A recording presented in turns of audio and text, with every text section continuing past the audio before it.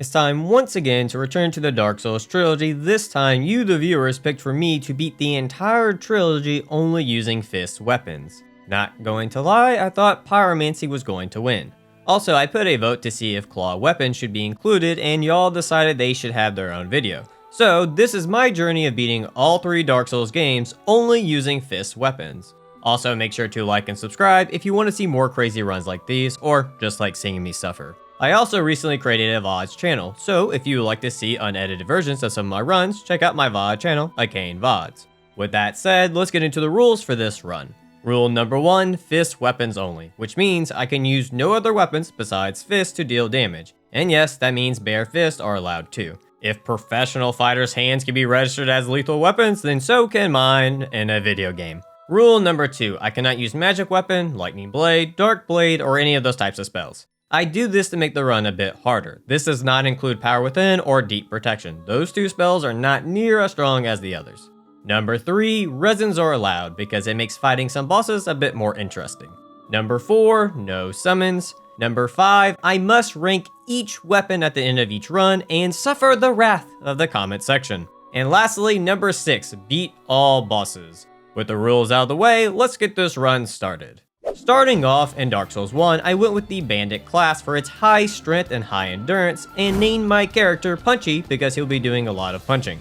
So once making it to the Asylum, I of course did a logical thing and threw away all my armor because who needs it? Now, for the hard pill to swallow, I decided to mod in the Cestus. Now, before you freak out, I have a reason for this. I have beaten the Asylum demon 3 different times with bare fist. First time was on my very first challenge run in Dark Souls, the second time was with left jabs only, and the third is when I beat the entire game using only bare fist.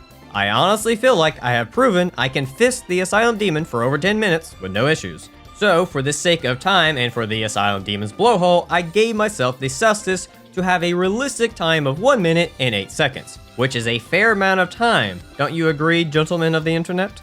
After plugging the Asylum demon's blowhole permanently, I fly on over to Firelink Shrine, where I do a little bit of grave robbing, and not just from humans, dead dragons too, to then use those souls to not level, but add a bit of spiciness on the run to Andre. Will I die and lose all 6,000 souls and look like an idiot, or will I make it to Andre with no issues and still look like an idiot?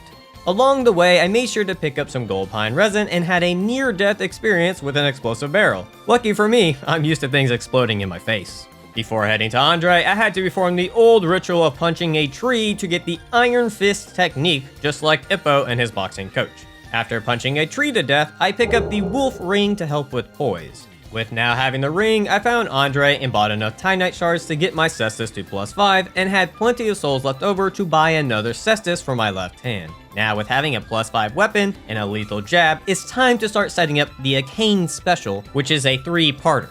First thing is to be nude, which I already am. Second is to free Lothric and kill him for his ring, and third would be to get the wood grain ring, but first I need 20k souls for the safe way to get the ring. So I picked up the Undead Asylum West key, bought some rotten pine resin and charcoal resin, and headed back to the Asylum to take on the Stray Demon. The reason I'm taking on the Stray Demon this early is that when he dies, he gives you 20,000 souls. Now, is it smart to take him on this early, even with a +5 weapon? No. But that's where the rotten resin comes into play. You see, you can poison the Stray Demon to help take away his health. It's not a fast death, but it sure as hell is faster than punching him with only the Cestus, because at +5, they do not do that great of damage.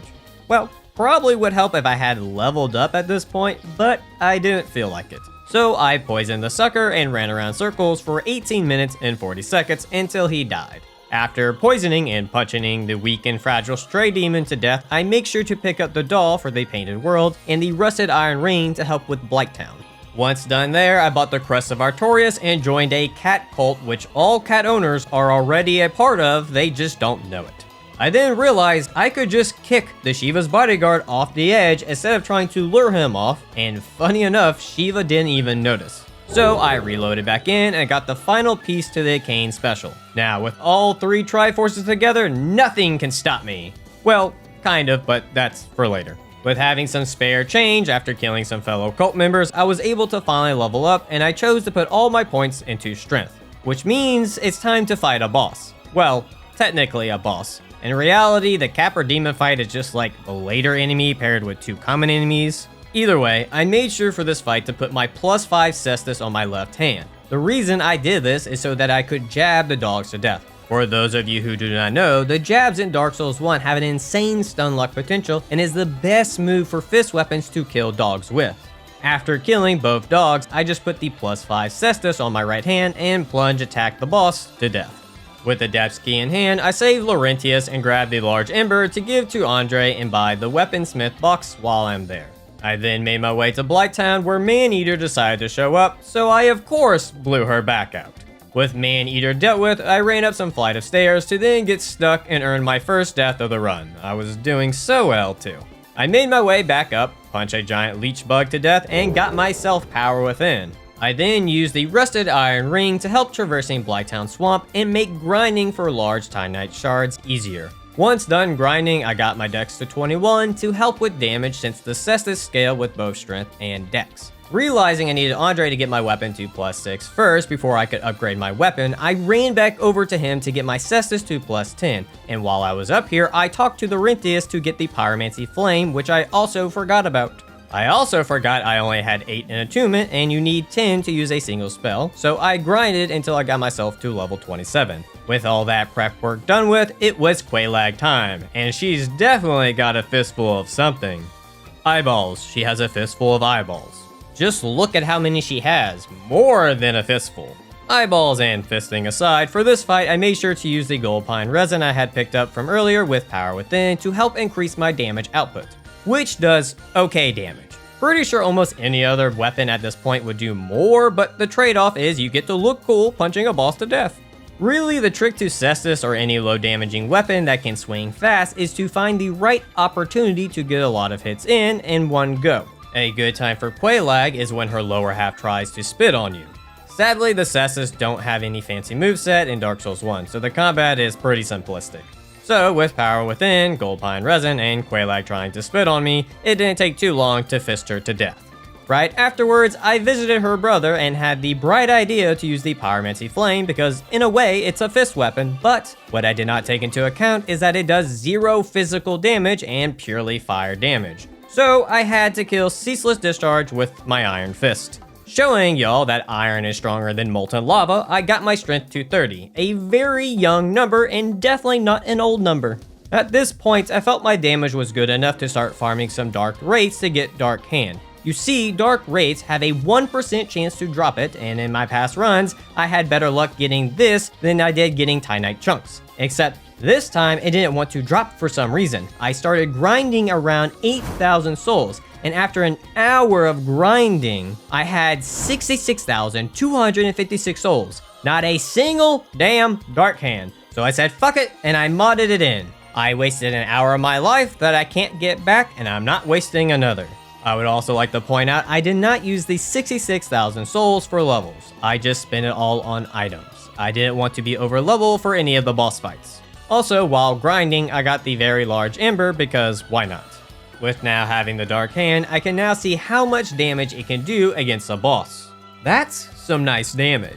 The unique thing about the Dark Hand is that it does not scale with any stat. It just has a flat damage of 200 with 130 dark attribute. Very good early to mid game weapon, but without scaling it falls off in the later half. But as you can see, it didn't have any issues decimating the gargoyles. I even showed it off to the Taurus demon, and it almost one-shotted him with Power Within. It's just a fistastic weapon. I have been spending too much time with JK leads and press continue. Besides the Dark Hand having no scaling, it does have 2 other unique features. In the left hand, it can be a shield. It's not the best for melee blocks, but it's pretty good against magic type damage. The nice thing about the Dark Hand in the left hand in Dark Souls 1 is that it can still parry attacks, unlike the Dark Hand in Dark Souls 3. In the right hand, its R2 can suck other players' humanity, but to normal enemies, it's just a glowing heavy attack. With that mini showcase done with, I made my way up to Sens Fortress to take on the Iron Giant. As much as I would like to use my true Iron Fist, I decided to go with the Lightning Fist instead. With the Iron Golem being weak to lightning and with how fast you can hit with fist weapons, it did not take too long to stagger him and knock him down a few pegs. After knocking down the giant, it didn't take too long to kill him. After taking down the giant, I got my strength to 35 since I'll be needing a lot of strength to help out with the Dragonbone Fist. I then ran into a bit of an issue with falling to my death. You can act, press continue, he knows all about that. Once making it into the castle, I hit up the giant blacksmith and turned my extra cestus into the Dragonbone Fist. I immediately tested out its damage output, and nothing too crazy at base level. I had a dragon scale on me from Blighttown, so I upgraded the fist to +1 to see if that would help, and who better to test it out on than the lovely duo Ornstein and Smough. So my plan for this fight was to go in with Power Within activated and use charcoal resin to help with some extra damage. It wasn't great to say the least. I was expecting it to do more than 63 damage while being fully buffed. By the halfway point on Ornstein, I was almost out of Estus and was feeling like this was going to be my first boss death. During this moment too, I realized I could have poisoned Ornstein and could have sped up this fight much faster, but I honestly was not expecting to do that bad of damage. I also wanted to uppercut Ornstein since the Dragonbone Fist has that unique R2 attack, but at no point did I feel safe to use it. So I just played it super safe and just slowly punched away, chipping at Ornstein's health until it finally reached 0. At this point I was out of Estus and only had 4 humanity left, which luckily I equipped before this fight.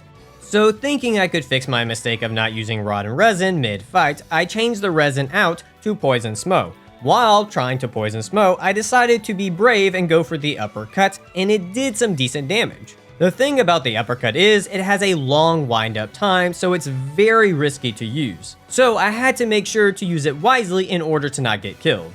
The real weird thing is that I punched off about half of Smough's H-bar and he never got poisoned, and I'm pretty positive he can be poisoned. So, seeing that he wasn't poisoned yet, I just bailed on that and switched back to fire damage to Falcon Punch him to death. I am still a bit shocked that I was able to pull that first try off. After that unpleasant long fight, I got my strength to 40, placed the Lord Vessel, and found the perfect punching bag, the Firesage. Once again, the damage was not great. I honestly thought the Dragonbone Fist would be doing more damage than this. Even the uppercut damage was only okay. Also, you can see here how risky it is to use the uppercut. I almost got sat on by the Firesage, but it is the Firesage, so it really didn't take too long to punch him to death. At this point, I decided to get more dragon scales to try and help out the Dragonbone Fist's damage. So I killed an undead dragon, killed a Hydra at Ash Lake, and picked scales off 3 dead bodies. With all those scales, I could get the Dragonbone Fist to +4. Unfortunately, to get the Dragonbone Fist to +5, I would have to grind Drakes, and I ain't doing that, so I just stuck with the +4. While I was at it, I also got my Cestus to +15. With the Dragonbone Fist at +4, I went back down to Hell to fight Beelzebub. With no power within, a single punch does 162 damage, which is definitely better than before. With power within, it does 227, not bad, but could be better. Uppercut with no buff, 396. With buff, 555, which is a lot nicer. As you can see, the Dragonbone Fist can deal some decent damage, especially if you time the uppercuts. With that said, while being in the area, I had to take care of Beta Chaos, and of course I fisted her to death, which I wouldn't have it any other way. And yes, I shockingly did not die on her somehow, so no boss deaths so far. After taking care of those two, I got my strength to 49, did a bit of wall skipping, and took on Gwyndolin. With the Cestus doing about 26 more damage than the Dragonbone Fist, it really didn't take too long to punch Gwyndolin to death. For Priscilla, I went with the Dark Hand just to give it some more love. Interestingly, a weird bug happened where I almost one-shot Priscilla, but then the bar shot right back up. I have never seen that before. I was hoping during this run I would easily knock Priscilla out of her invisibility, but shockingly it took me a minute to do so, but she went right back to being invisible. So 95% of the fight I couldn't see her, which at this point is just the norm in my runs. So after tracking her footsteps for about 5 minutes, she eventually went down. With Priscilla defeated, I punched the boars behind to make some beef jerky. Died to Sith, which definitely doesn't count towards the boss deaths, and come back to life to punch the little shit in the balls. Well, more accurately shocking his balls and tentacles. Not going to lie, if the same thing happened to me, I would die too. So with Sith taken care of, I figured Sith would be up next. So Sif is considered a relatively easy boss, so you can imagine my surprise when she was the one to end my no boss death streak. I honestly thought it would have been Artorias, but I guess his dog is a good substitute. Either way, I went back in and taught Sif a lesson in ending someone's no boss death streak. After that depressing defeat, I got my dex to 31 and punched a butterfly to death with Dark Hand to make myself feel better. Feeling more confident after beating an early game boss at a ridiculously high level, I was ready for the Four Kings, where I made sure to bring Gold Pine Resin so that I could add a bit of shock to the spanking I was about to give to the naughty Four Kings. You see, the Four Kings learned the art of life drain, leading them down a dark path, allowing the abyss to take over, and they had to flood the city to stop it. See? Naughty Four Kings. With that said, I spanked them real good until they couldn't take it anymore. I then found myself once again punching a damn Hydra. It seems I always find myself back here punching these damn things' heads off. Hopefully it will be the last time for a good while. With the Hydra dead, I do all that convoluted stuff you need to do to access the DLC, so that I can take on the giant lightning cat that has some serious attitude problems. I went with the Dragonbone Fist for this fight because I do want to show all the weapons some love and attention, unlike the middle child in most families. Those guys always get forgotten about. The Dragonbone Fist did really well in this fight, but probably not the best matchup since I couldn't really find a good time to use its uppercut like I wanted to. So I just had to stick with the basic R1 attacks to get the job done. With the Angsty Cat taken care of, it's time to take on the Angsty Knight. Surprisingly, I didn't have any issues with Artorias like I did with his dog. Unfortunately, with how low of damage I was doing since I couldn't use Crystal Magic Weapon, this fight took a hot minute to get done. 10 minutes to be exact. Not a super long time to dodge around the Emo Knight, but a decent amount on a normalish run like this one. After knocking Artorias out, I leveled myself up to 70, grabbed the crest key, and convinced the giant to snipe a dragon out of the sky so that I could uppercut it to death with the Dragonbone Fist. I felt like I had to use the Dragonbone Fist on Kalameet since he is a dragon after all. Why didn't I use it on Seath then? Well, that's not important. It's Kalameet's turn in the spotlight, so we're gonna focus on him. Overall, Kalameet was really chill this time around. He actually used his standing breath attack a lot, which made it very easy to get uppercuts in, which I am happy to say I was actually able to kill him with. Always satisfying finishing the fight with a flying uppercut. With the dragon killed, I was ready for Manus, or at least I thought I was. I was doing really well against him even with it being a minute since I fought him, but I decided to go in without the pendant to make the fight a bit harder, and due to that decision, and me thinking he was doing a different attack, I actually lost the first try, which Manus happily laughed at me for. It's fine though, I went back and made sure to play a bit more cautiously this time, especially since I wasn't dealing the best damage to him, and with a bit of patience, I was able to get the second try. I knew the damage was going to be low for these fights without Crystal Magic Weapon, but I didn't think it would be this low. Either way, I got my dex to 43 and took on Pinwheel. It wasn't a very long fight. With Pinwheel dead, it was time for Nito. For this fight, I made sure to get the Fog Ring and Slumbering Dragon Ring to make this fight easier. I say that, but I somehow managed to fuck that up and aggro the skeletons anyways. Messing that up, I just did the only thing I could do, DPS Nito as fast as possible, which luckily worked out. Mostly thanks to Nito being so thick that his skeletons struggled to get around him. At this point, I realized I forgot about Gaping Dragon, so I strapped on my Bone Fist and uppercutted the motherfucker to death. Not going to lie, that death animation with the Bone Fist was super fitting. With all the bosses but Gwyn taken care of, I finally get my dex to 50 to have that nice even 50-50 on both stats, and with that said, it's time to end this run. So I walk into Gwyn's room and started parry looping away, until out of nowhere Gwyn said fuck that and smacked the shit out of me. I'm just happy I reacted fast enough to get the parry off his follow-up attack to get the finishing blow. And with that, the Dark Souls 1 portion of this run comes to an end. The total runtime was 7 hours, and I only died 14 times. I think that's a new low death record. Now it's time for the rankings. This will be from an objective standpoint and not from a personal standpoint. Coming in last is Pyromancy Flame since it can't damage fire bosses. In fourth place is Bare Fist because it's Bare Fist. In third place is Dark Hand. It's a great weapon, especially early to mid game, but you can tell it was meant more for PvP and not PvE. In second place is the Dragon Bone Fist. I know I will get a lot of comments about this one, but with it being stuck to just strength scaling, it holds it back in raw damage. Even though its uppercut attack is really cool and does good damage, it's just really slow to use, and just using an R1 a couple times will out DPS the uppercut. So with that said, the number one fist weapon in Dark Souls 1 is Cestus. With it having dual scaling in strength and dex, it will just easily outdamage the other weapons by the end of the game. With the rankings out of the way, it's time to start Dark Souls 2. But first, a word from today's sponsor, me! As of editing this video, I hit 40,000 subscribers, which is just mind-blowing. I can't thank y'all enough. Thank you so much. So, with the big 5-0 coming up next, I figured for the 50k special, I would beat Sekiro for the first time, but at a fresh NG plus 7 start, base health, charmless, and with the Demon Bell. What could go wrong? So, if you would like to see that run, make sure to hit that subscribe button. But with that said, let's get back to the fist run.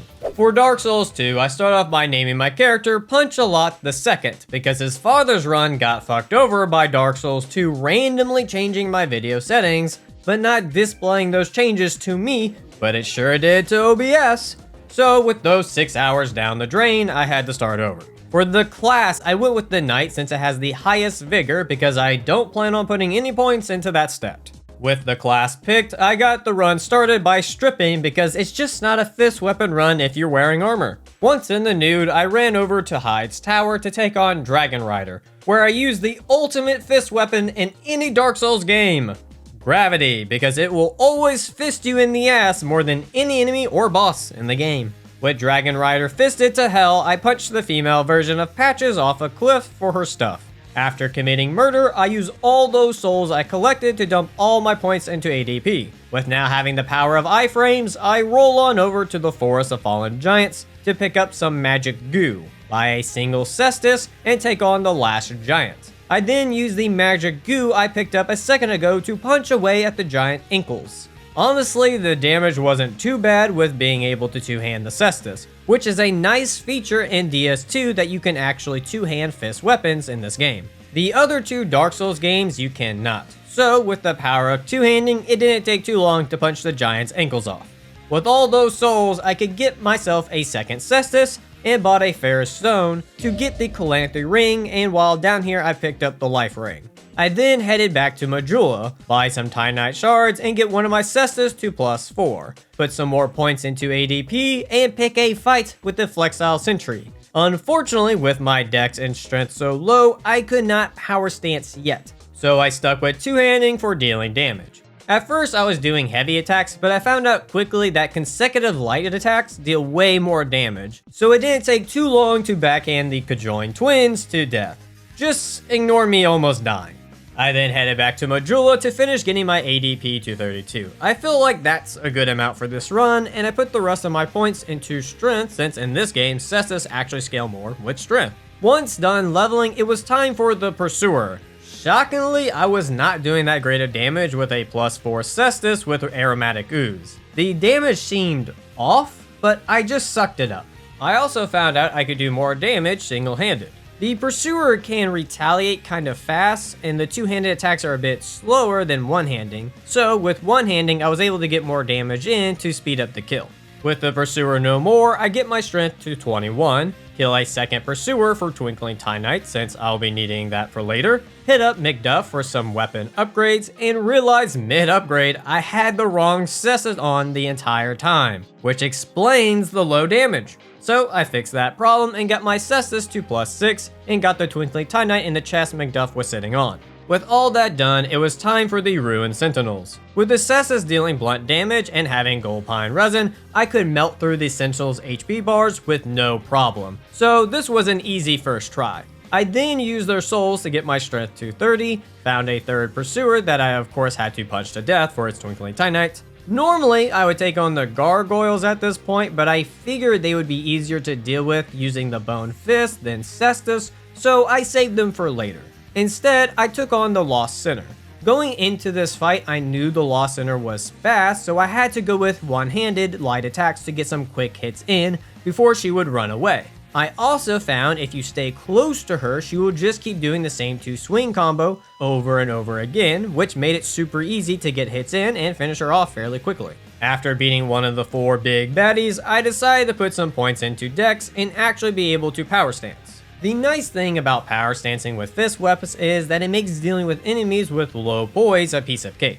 With how fast you can attack, it just keeps them stunned in place until they eventually die. I wish there was a bit more the Cestus could do, but everything I've shown so far is it. The Cestus are pretty bare bones weapons, so not much to them. With that said, I pick up the +1 Calanther ring, buy some gold pine resin, punch a giant scorpion man to death to get the 2nd dragon ring, and yes, I know I didn't have to kill him. I wanted to kill him. And then take on the scorpion man's woman, Nachka. I was expecting with gold pine resin I would be doing some like crazy damage to Nachka, but weirdly that was not the case. So I actually had to fight her, and by actually fight her, I just baited out her tail attacks. It's the best time to get some free hits in. Also, when she pops out of the ground is a good time to get hits in as well. With those 2 things, she went down pretty quickly even with the low damage. I then got my strength to 36 and took on the mages in the congregation. I would normally say this fight is easy, but it was kind of hard. Come to find out, you can't punch the guys on the ground even if I'm locked onto them. I actually had to switch to two-handing and then use the heavy attack to actually kill them. But once they're dead, it wasn't hard to kill everyone else. The cult boss doesn't give that much soul, so I just went take on the Duke's dear Freya. Yep, nothing new for this fight. Went in with the torch and just ran from side to side punching her face. Once you learn how easy it makes this fight, it's hard to not do it any other way. With the giant spider taken care of, I get my strength to 45. At this point, I wanted to try out a different fist weapon, but the game technically only has 2, but I'm counting Bare Fist in this run as a fist weapon, so I decided to pick up the Vanquisher seal. Now, to get this item, you need to join the Company of Champions and farm 50 Allstones. But lucky for me, I have a Scully. No worries, I got you, broski. With now having 50 Allstones, I just need to give each one individually to the Covenant. Who in the hell thought that was a good idea? How do we go from Dark Souls 1, where we can give multiple items in one go, to now you have to give each one individually? It just doesn't make sense. Saltiness aside, and 5 minutes later, I got the Vanquisher seal. The Vanquisher seal sets the base damage of the fist to 200 and gives it 75% scaling from strength and 25% scaling from dex, which at this point makes it do some nutty damage. As you can see with how easily I punched these oversized rats to death. I still felt like the rat boss wasn't the best test for this, so I made my way to the Ardain, but along the way, gravity decided to fist me real good. See, it truly is the ultimate fist weapon, instantly kills anything.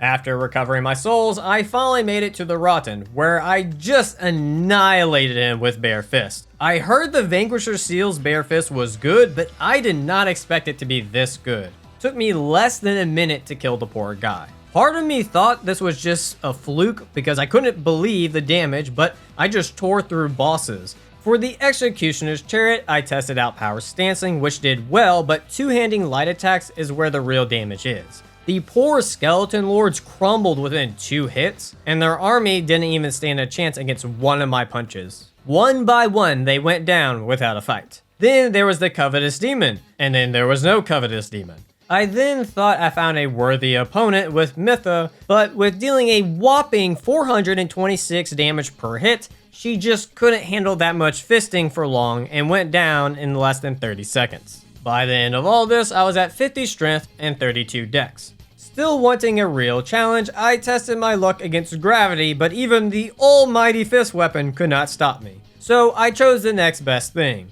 the Smelter Demon. I never realized how beefy this dude is. Don't get me wrong, 300 isn't the most insane damage, but all the other bosses' HP bars melted a lot faster. But Smelter Demon was just taking those punches like a champ. Usually this fight is pretty rough, but with having iframes this time, it wasn't too hard to actually dodge his attacks and get hits in. I forgot how fun this fight can be when you can actually roll through his attacks. But alas, he couldn't get the first boss kill on me. Maybe his boss, the old Iron King, can. I'm going to say no there, but Jesus, why is he squishier than the Smelter Demon? I was expecting to do like 200 damage, not 400 plus. At this point, Bare Fist might actually be a close contender for best fist weapon in Dark Souls 2. With the old king apparently being a softie, he went down after a few punches. After that quick fistery, I got my dex to 43, fisted on over to Drangleic Castle, picked up the Frozen Flower for the Ivory King DLC, and decimated the Dragonrider twins. I wish I could have gravity fisted them both like I did with their brother, but sadly I had to stick with bare hands instead.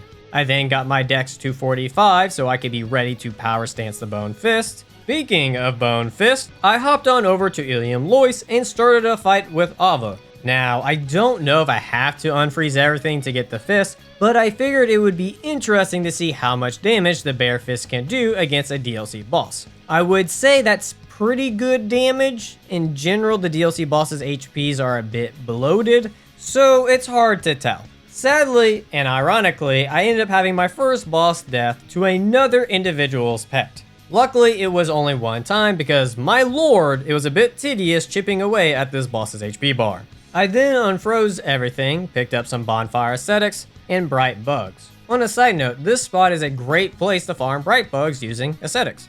And then I finally got the long-awaited Bone Fist. The Bone Fist have the most unique moveset, allowing the user to do Ki Blast, have a super strong heavy attack, and can even do a flying jump kick. If you would like to know more in-depth talk on them though, I would recommend my first time beating Dark Souls 2 video just using the Bone Fist. With all that said, I upgraded the fist to +2, and you know what that means, gargoyle time. I started off with just using the basic heavy attack because it's very strong, but then I remembered how good the dodge rolling uppercut attack was, so towards the end of the fight I switched to using that move to kill the gargoyles, which just like the Dragon Bone Fist with Gaping Dragon had a very satisfying ending. Right after that fight, I also took on the Royal Rat Authority. The reason I waited to do this fight was because the Bone Fist's heavy attack can actually hit multiple targets, which is just great for dealing with the trash mobs in this boss room. Once the pups were taken care of, it didn't take long to Ki Blast the mutated rat dog to pieces.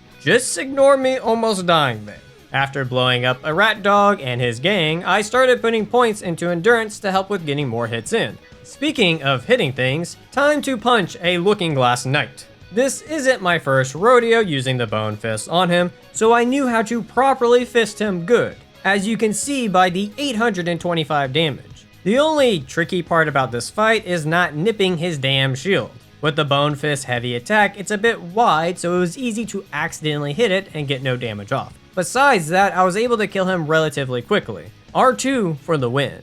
I then got my endurance to 20, run through hell, that is Shrine of Amana, and pick a bar fight with one of the frogs from Naruto. I decided to see how power stancing was for bosses, and it did okay damage. I honestly think power stancing is better for dealing with invaders or other players. I then switched back to the heavy attack, and of course it out DPS'd the power stancing, by a good bit too. And with that, I fisted a frog to death. Oh fuck, it's the PETA police. I was feeling pretty good at this moment, so I went straight to Velstadt without spending all 55,000 souls. Gotta spice up the challenge run a bit with all these iframes and all. So the fun thing about Velstadt with fist weapons is you can just completely whiff attacks if you're not hitting his legs directly. So that was fun to find out about. I think the crazier part was I switched to heavy attacks since they have more range to hit, and even with those I would whiff. Not too sure why FromSoft likes to do this to fist weapons, but it's slightly annoying in all truthfulness. Either way, I just made sure to take advantage of him when he bent down and shot some Ki Blast in his face to get the win. After the fight, I decided to level up some more and noticed that my weapon damage still increased a good bit, even past 50. So I decided I would try and max out strength as well on this run. I also figured at this point I would just max out my Bone Fist since it's very easy to farm Twinkling Titanite at the Shrine of Amana. Passing through Aldea's Keep, I was invaded by an NPC invader, which usually I would just run, but with having the Bone Fist, I had a bit of fun bullying the invader. With the invader taken care of, it was time for the Guardian Dragon, who surprisingly did a good number on me, and by me saying that, I meant he actually hit me multiple times. For some reason, this go around, he just kept wanting to stay in the air, which just led to me getting nipped occasionally. When he finally came down, I remembered all you have to do is run back and forth behind each leg and it should just loop him to do stomp attacks. After a few kicks and punches thrown, the spunky dragon went down. With the guardian dragon out of the way, I bully a giant soldier, steal the third dragon ring, teach Dragon Fang and Gold Dude the power of running away and setting up a heavy attack, and then punched Ancient Dragon for a good while until he died. You know, if they were going to make him this spongy, they could have made his fight more interesting.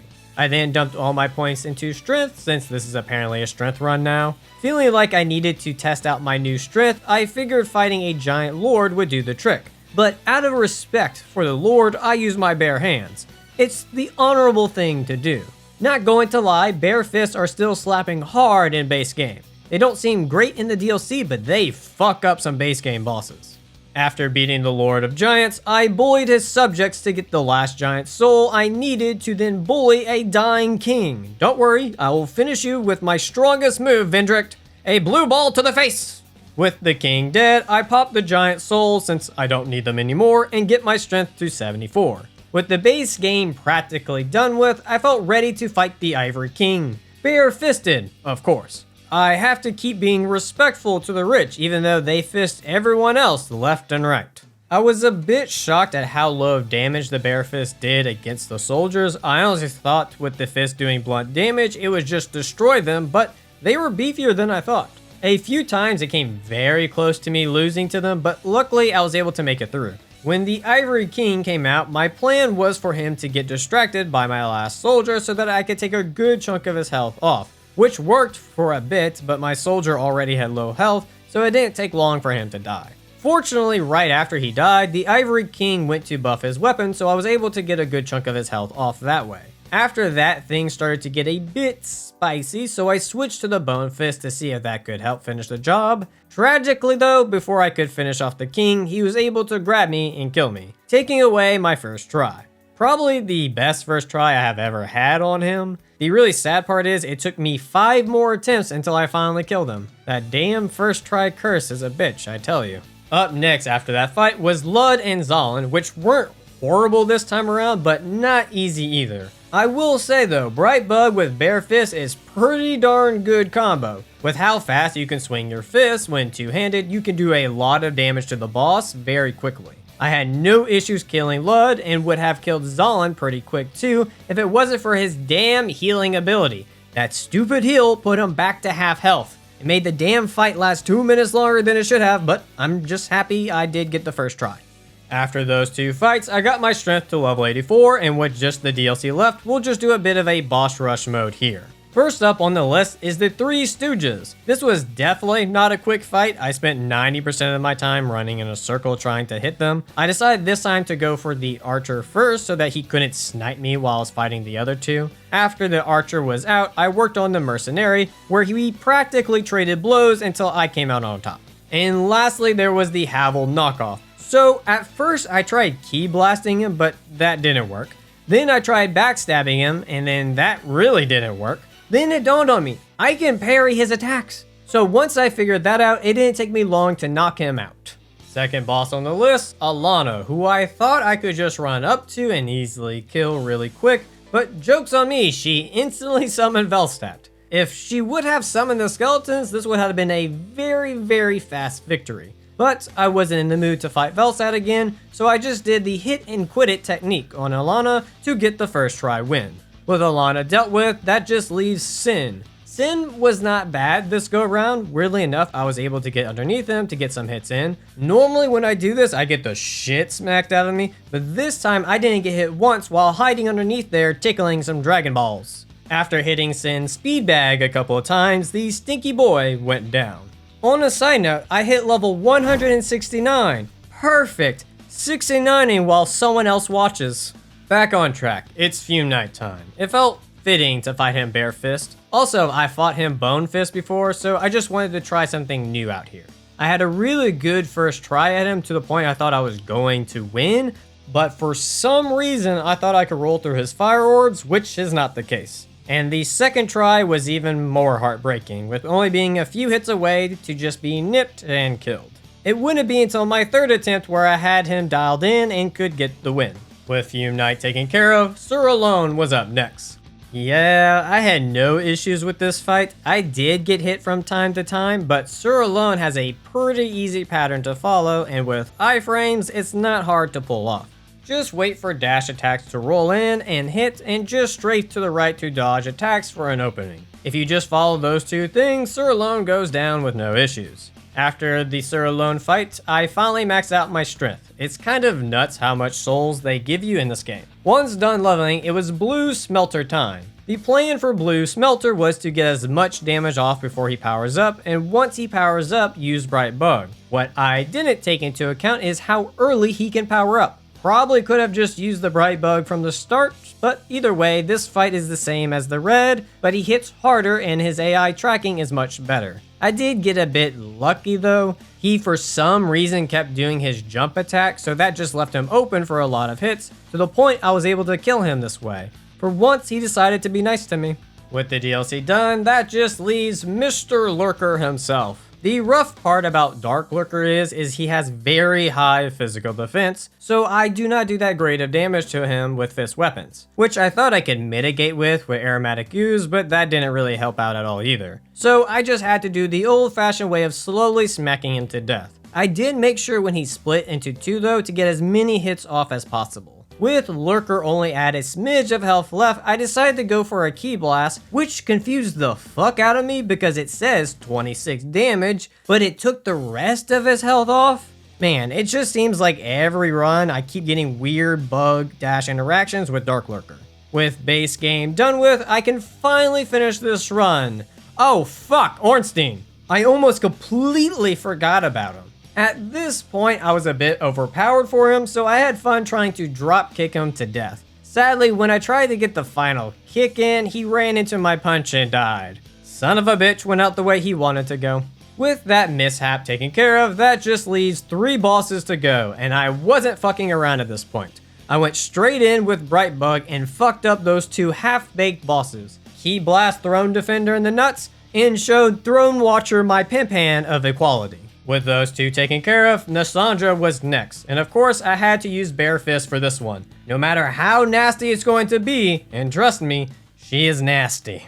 Fortunately, I still had some Bright Bugs on me, so I didn't have to touch her for long. For Aldia, it just seemed fitting to use all 3 fist weapons on him at least once, and with the final hit coming from Bare Fist for the DS2 portion of this run to come to an end. The run time for this one was 11 hours and 20 minutes, with a total death count of 27. I doubt it will ever be that low again. Now, time to see which fist weapon is the best in Dark Souls 2. So, this was really hard for me to decide which should be third and which should be second, but I had to put Bare Fist at third and Cestus in second. Even though I use the Bare Fist a lot and praise them a lot, they're just a pain to make viable the normal way.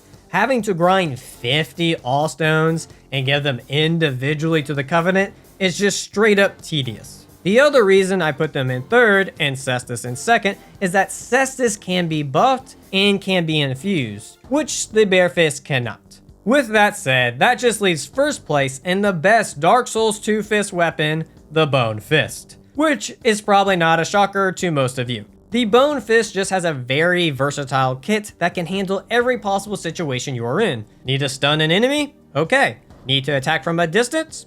Okay. Need to deal a shit ton of damage? Okay. And what y'all saw was the uninfused and unmagic weapon buff version. With infusions and buffs, this thing is a monster. Plus, it's really fun to use in general. With the rankings done with, it's time for Dark Souls 3. I start off by naming my character Punching McGee because it seems fitting. For the class, I went with the Deprive thinking it would help out with getting a few more levels, but I will regret that in the long run. With my character made, I was ready for Gundyr. For those of you who do not know, you cannot get the Cestus or Dark Hand until after you beat Vordt. And with me never beating Gundyr or Vordt with Bare Fist, I of course had to do it this time. And saying that, I also never parried Gundyr before, so the first 2 attempts didn't go so well. So on attempt 3, I decided to not do parries and just do it the normal way, but I made a bad call on a roll direction, which caused me to die. Losing all that progress, I figured fuck it, I'll learn how to parry. I actually found 3 attacks that are really easy to parry. The first is Gundir's overhead swing attack. When you see him raise his halberd as high as he can, that's when you want to parry. The second is his wide swing. To parry this one, just wait for him to stand up and then press L1. The third and last one I found was his 2 poke attacks. For this one, I like to roll through the first poke and then parry the second one. With just these 3 parries, I had no issues getting Gundir to his second phase. For his second phase, I just made sure to stay behind him on the right side. When doing this, you can avoid all of his attacks easily while getting hits in, and on my 6th attempt, I was able to pull off the win. I then put 4 points into strength, do a bit of parkour jumping, get fisted by gravity, again, get the coveted silver serpent ring, make my way to High Wall of Lothric, pick up gold pine resin for later, gather some Titanite shards for when I have a weapon, pick up some Estus shards, punch an old lady to death for 1,000 souls, that took about a solid minute of punching to do, and take on Daddy Vordt. I didn't think I was going to have any issues with Vordt because of how easy he normally is, but I actually died a few times here. His first phase was super chill, but I found out during his second phase you can actually miss the head break, and that most of his attacks in phase 2 use his entire body as a hitbox, which I never noticed before because I usually kill him so fast. I did figure out what I was doing wrong in the second phase. When breaking his frost breath attack, you have to charge attack his mouth where it's glowing. I thought you just needed to hit his head in general, but it was more precise than that. Even with learning this on my second attempt, it wouldn't be until my 4th attempt that I was able to survive long enough to beat Vordt. Never thought he would get a kill on me, but it was bound to happen sooner or later. With Vordt defeated, I used his souls and some others to get my strength to 22. From here, I pick up some charcoal pine bundle, some shards, a healing upgrade, the fire clutch ring for the demon fist for later, and pick up the cestus in the sewers. These cestus are pretty simplistic as usual. When one-handing it, it does the same attacks as bare fists. When two-handing, you essentially enter power stancing and can attack multiple times, which is probably good for invaders, but it doesn't help that much with bosses. It has the weapon art perseverance, which just gives you more poise. And probably the best thing about this weapon is when it's in the left hand, it has one of the best parries in the game. Overall, an okay weapon. With that said, I upgraded them to +2, talk to an old dying man, to then die 15 times to then get 5 free levels from said old dying man. But the real reason I did this was so that Goth Mama Urea would show up. The reason I did this is because she sells the Dark Hand, but it ain't cheap, so I'll have to do some killing. The first victim on my list was the Fire Demon, whom I found out you can get stuck. I had no clue you could do this. Does everyone else know about this? Let me know in the comments if you did or didn't know about this. Also, it's tradition around here to have a drink with Onion Bro, so Santi, everyone. Hope everything is going well for y'all. Once done cheering, I of course picked up the Flynn Ring and Calantry Ring. Being a wee shy on souls, I sold my embers so that I could buy the Dark Hand. The Dark Hand in Dark Souls 3 actually has scaling. It has a C in Strength and Dex, and a D in Intelligence and Faith, so it can actually get stronger with levels. Unfortunately, no upgrading though. It mostly focuses on dealing dark damage, which will be very useful for some bosses. It can still be used as a shield, and it still has its suck ability, but this time you can actually suck people off, unlike in Dark Souls 1. Now, with having the Dark Hand this early, it just seemed fitting to take on Dancer. For those who do not know, Dancer is super weak to dark damage, and with Dark Hand already having a pretty high base damage, you can already do some decent damage to her. I was actually doing really well on her on my first try. I didn't even get hit once during phase 1, and was on the verge of no hitting her on phase 2, until I went against my better judgment and ran towards her instead of away and got one-shotted. I truly believe I can't do a single damn run without dropping the ball on a boss at least once. I wish I got her on my second attempt, but I got a bit confused with the roll timing when running behind the pillar. No worries though, I got her on my third attempt, so it wasn't too horrible of a run. After the Dancer fight, I had a shit ton of souls and put them all into strength. This will make sense later on. With that done, I found another tree to punch to develop my Iron Fist once more. Wouldn't be a fist run if you don't punch a few trees to death. After punching a tree for a few minutes, I showed the locals at the Road of Sacrifice the power of being fisted by gravity. With the locals rightfully fisted, I pick up the Dream Chaser's Ashes in Farron Keep, found the Asylum Demon trying to escape the wall but seems to be a bit stuck. What the fuck is going on in this run? I then get some large Titanite shards off some crystal lizards to get my Cestus to +4. Once done upgrading, I found the crystal sage and showed her my Pampan, or him, my Pampan. I always thought the crystal sage is a chick, but some people in the comments said she was a he. So if anyone wants to clarify, leave a comment down below. Of course, using the power of the pimp backhand, this fight was very short. Feeling a bit generous after that fight, I decided I would do a bit of sucky on the locals. Once done sucking, I picked up the Lloyd Shield and the Lloyd Sword Ring and took on the Deacons of the Deep. I thought this was going to be a really quick fight with using Gold Pine Resin and having 49 strength. That was not the case. The main Deacon just didn't take much damage from the Lightning Cestus, and I even ran out of Estus, which had me scared for a moment, but then I realized I just needed to charge in and not think about it. I only have strength at the moment, so I needed to think like a strength player and just go full Unga Bunga to win. With the Deacons dead, I get my strength to 50 and start putting points into Faith. I then punch a giant lizard to death, even though I'm not supposed to, but I need the Titanite scales for the upcoming Demon Fist weapon. With that done, I was ready for the Abyss Watchers. So you can actually parry this boss, but I honestly think it's just faster to backstab them than to parry. So for the first phase, I just fought them normally, and then for phase 2, I just backstabbed them to death. It's like I stated before, once you learn how to kill them this way, it's just hard to do it any other way because every other way is just inefficient. After that fight, I went straight to Walnir, and y'all already know how this goes. I really hope in the future FromSoft just stops doing gimmick bosses. Don't get me wrong, they're cool and all the first time around, but they just get a bit boring on repeated playthroughs. I would much rather an interesting and engaging fight than a one-off spectacle, but that's just my opinion on the matter. With Walnir dead, I aggroed the fire demon down below and then lead him to the skeletons, who do all the work for me to be able to finish him off in one hit. With the fire demon dead, I can now craft the demon fist. The demon fist starts out with a D in strength and an E in intelligence and faith, but at +5 they go up to a C and a D. This was one of the reasons I was pumping points into strength and faith. The fists are also stuck to fire damage and cannot be infused or buffed by magic weapon spells. The demon fist for the most part has the exact same moveset as the Cestus, besides its weapon art Flame Whirlwind.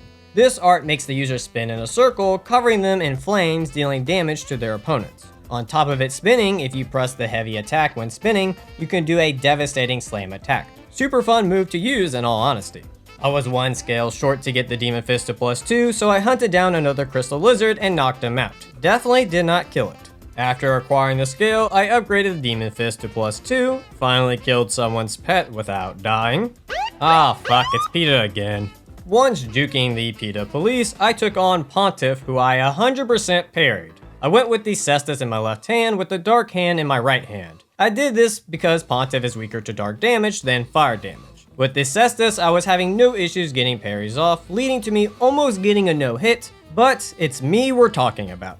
I thought I could parry his purple sword for some reason and ended up losing my groove after that, getting hit a few times, but I was able to save the first try, so it wasn't a total loss. With Pontiff dead, I used his souls to get my faith to 22, pick up the Eastern Ashes to be able to buy large Titanite shards, picked up the giant coal for later, and took on Aldrich, where I finally got to use the Demon Fist in a boss fight, and I of course had to use its weapon art. It did pretty good damage, but tragically its normal R1 attack did more damage, so I had to switch to that. I must have been feeling really good this time around because I actually first tried Aldrich. It might be thanks to the Demon Fist or just pure luck, but I won't complain. After that fight, I buy some large shards and get my Cestus to +6. Before heading to Lothric Castle, I figured I would go take out the old Demon King. With the Demon King being weak to dark damage, I had to go with the Dark Hand, especially since it will start to fall off at this point. But more importantly, it's the hand that the pimp uses. And like I say, in the pimp hand, we trust.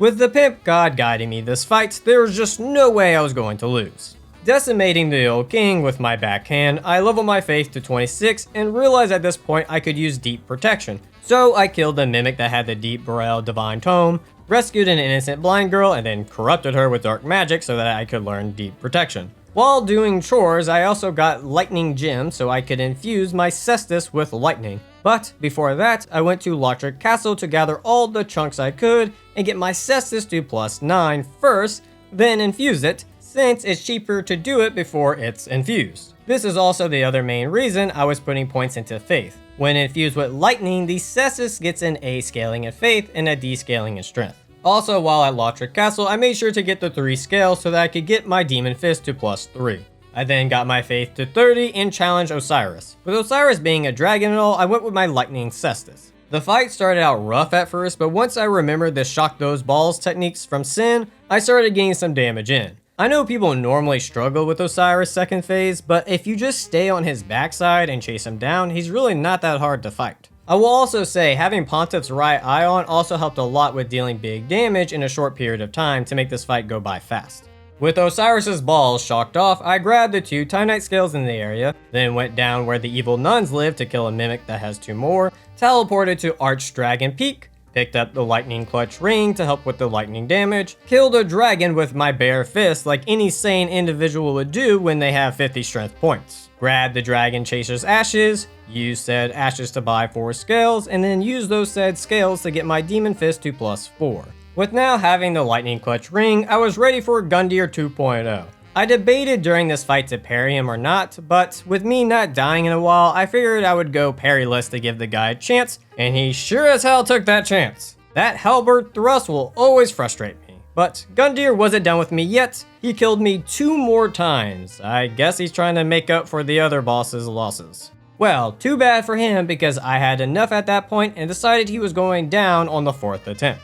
Didn't matter how many times he kicked me down, I just kept getting back up, and Gundyr just couldn't take it anymore and gave up. Poor sap, if only he had a continue button, but once he's dead, he's dead. After committing murder, I grabbed the coiled sword fragment and traded it in for a Titanite slab, so that I could get my demon fist to +5 and finally pick a fight with the Dragon Slayer armor. For those of you who have not seen my last Trilogy video, I actually learned that if you don't lock on to Dragon Slayer, he becomes incredibly easy to deal with. You can literally just run around his attacks and just smack him. So, with having the Fire Clutch Ring, Lloyd's Sword, Pontiff's right eye, and with him being weak to fire, the poor bastard did not stand a chance against the Demon Fist. With Dragon Slayer slain, I get my faith to 41 and pick a fight with another giant, because the game won't let me go fight the douchey princes until I do. So Yorm was the same old fight, bait out slam attack and punch his arm, but I found out this time if you punch his left arm, he won't break for the visceral. I kept trying to see if it would happen and it never did, so I switched to his right arm and sure enough, it broke. I genuinely thought either arm could get the job done, but apparently it needs to be his right one. Well, now we know. After that fun lesson, I grabbed the Titanite slab at Lautrec Castle to get my Cestus to +10 and took on the Douchey brothers. Why are they douches, you ask? Well, because they can just teleport fuck you, that's why. It's fine, I just cheesed them back, kind of. I didn't do the full speedrun strat, but I like to get the elder brothers close before I fight them. So the Demon Fists are actually not the best matchup for this fight since the brothers are weaker to lightning than fire, but I wanted to see how they would do against a boss that has decent fire resistance, and they actually did really good damage. I was able to get through the first phase with no issues. The most shocking thing in phase 2 was how easy it was to hit both brothers. I thought with this being a fist weapon, it would whiff the younger brother and just hit the older brother, but to my happy surprise, that wasn't the case. On top of that, their health was just dropping fast. It barely took any hits to kill the older brother, and with the younger brother being vulnerable, I had to use Flame Whirlwind on him. Is it the smartest move? No, but it sure as hell was fun. Heck, I said fuck it and did it again as the elder brother was getting back up, and not long after that, the douchey princes went down. I honestly can see why people really like this weapon. It's really fun to use. With the douches dealt with, I got my faith to 46 and figured it was time for some DLC bosses. Up first is Sister Frida. With Frida having pretty high fire resistance, I decided to go with Lightning Cestus instead, and I'm happy I did. I had a few hiccups in the first phase, but after getting some backstabs in and blowing her back out with some good punch combos, I was able to move on to phase 2. For phase 2, I ran like a little bitch and smacked father when I could. I'll be honest, I don't know any other way to do the second phase besides hit and run. After running for a hot minute, I made it to phase 3, where I didn't have the best start. Well, actually in general, I didn't play well during the third phase at all. I did get some good backstabs in, but by the midway point, I only had one Estus left with half health. So I locked the fuck in. No more messing up, I made sure to take advantage of every backstab I could get, and on top of that, made sure to get some hits in as she got back up. I got lucky that she did 2 easy moves to punish her back to back, so that I could blow out her back. Why didn't I just play well from the start? I have no clue. I'm just happy I got my shit together by the end. With Miyazaki's waifu taken care of, I figured I would fight Grey Tinder next. With the wolves and the giant wolf being weak to fire, the obvious weapon choice was Demon Fist. Once the wolf pack was knocked out, I started using Grey Tinder as a punching bag. Which, my god, the Demon Fist fucked up Grey Tinder's health bar like nothing else. Seeing how much damage I was doing to him, I had to flex on him a bit and use the flame wheel attack on him. After that, it just took a good Dempsey roll to knock him out. Then there was the Great Wolf, who usually gives me issues, but I finally got the timing down to dodge his attacks. With having those timings down, I was just able to get free hits in left and right. I felt so confident, in fact, I went for the spin to win and I was actually able to pull it off. Probably won't ever happen again. After beating Grave Tender, I finally got my faith to 50, which means only one thing, Demon Prince time, who I thought Dark Hand would be a good matchup for, and I was horribly wrong. So I switched to Lightning Cestus because I'm sure as hell not going to use Demon Fist on them. Demon in Pain was definitely in pain after I was done with him, and I finally realized you can bully the other demon while they're powering up. For some reason I thought they'd do an AoE at the end of the power up, but they don't. Also, this is a good showcase of how strong Pontiff's right eye is with a fast weapon like the fist. So with Demon from below already being below half health, it didn't take long to kill him. For the first half of phase 2, I wasn't really having any issues, but of course once they get below half health, I just become a walking punching bag for them for some reason. No worries though, I didn't drop the ball. This time, anyways. I was able to recover with no issues and get the job done. At this point, with having 50 in strength and faith, I decided to just put points into intelligence, which was not the intelligent thing to do. Alright, with only 5 bosses left, I think it's time for a bit of a boss rush mode here. First up on the list is Nameless King. So the strat for Nameless was to use Lightning Cestus versus Fire Breathing Chicken, and once Fire Breathing Chicken was killed, switch to Demon Fist. Oh, he could one-shot me. Yay.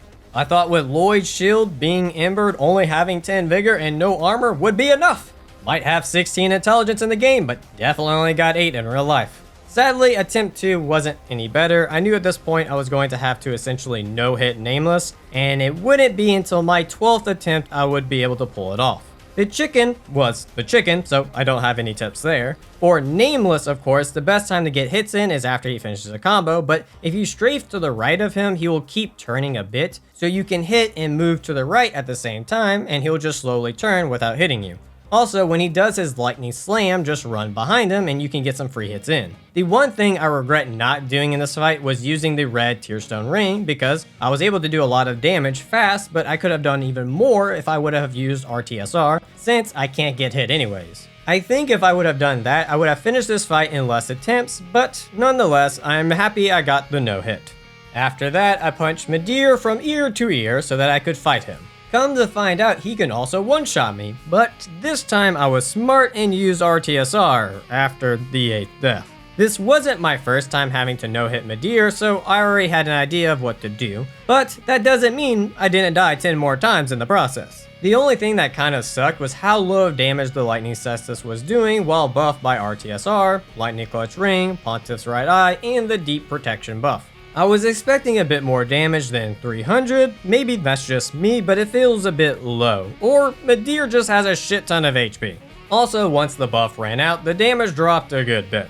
Luckily, the first phase was the hardest part. Once in the second phase, I was able to get more hits in with him doing his Hyper Beam attack, where the Power Stancing attack came in clutch. I only needed 2 Hyper Beam attacks to get a posture break, followed by a Dempsey roll combo into a Visceral to kill the giant sponge of a bitch.